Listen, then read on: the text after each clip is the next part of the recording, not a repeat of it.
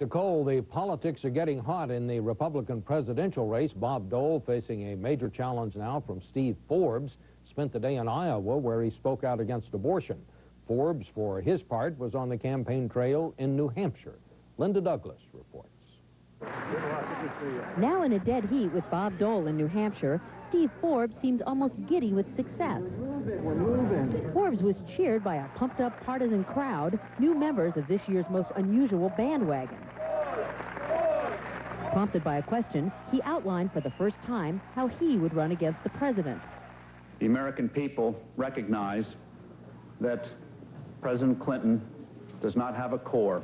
But before Forbes can think about running against Mr. Clinton, he must defeat the other Republican candidates.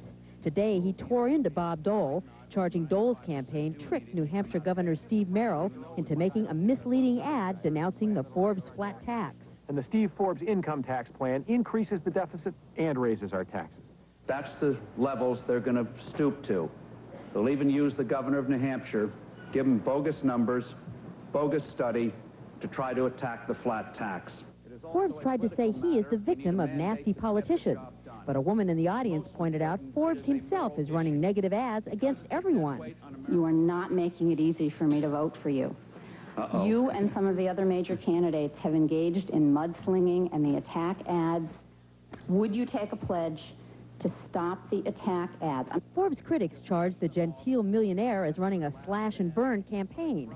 Today, Phil Gramm boasted he is the candidate with the positive message. Our campaign is the one campaign that is on television with totally positive advertising. Yet today, Gramm took out an ad in a New Hampshire paper suggesting Forbes is a closet liberal.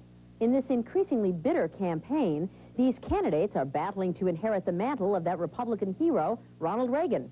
Perhaps they've forgotten Reagan's 11th commandment, thou shalt not speak ill of another Republican. Linda Douglas, CBS News, Manchester, New Hampshire. The deadlock over the federal budget is casting its shadow over the nation's governors. 47 of them have opened a conference in Washington where they're trying to balance their own books without knowing yet how the federal government plans to balance its. Cheryl Atkinson reports. The nation's governors streamed into Washington, D.C. for their semi-annual meeting, where they're tackling a bigger job than ever before. We're going to try and accomplish a great deal in the next 4 days. That may be an understatement. They're looking on a state level for a bipartisan answer to the federal budget impasse. And they're doing it at the invitation of the very people who haven't been able to do it themselves, Congress and the President. Because I can't ever remember and when Congress and the President of the United States have asked the governors to come in and help solve a problem that they got themselves involved in. These governors have a vested interest in solving the problem. Their states are desperately trying to write their own budgets, but the federal budget gridlock is leaving them in a nightmarish state of limbo. We're getting the world's worst, no money, but still having to serve all of the programs and all the people and all of the red tape. The governors are taking an extraordinarily un-Washington-like position of avoiding partisan language. We've come up with our own jargon that only we understand. We're not even sure we understand it. They've agreed not to play the blame game. Do you blame the Republican Congress? No, I think, we're trying to work it out. No, I don't blame anybody right now. If you're trying to solve problems, you don't begin by blaming people. They've given themselves until Tuesday to find answers for the huge programs of Medicaid, welfare, and job training.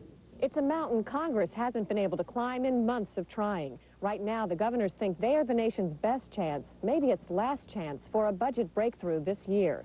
Cheryl Atkinson, CBS News, Capitol Hill.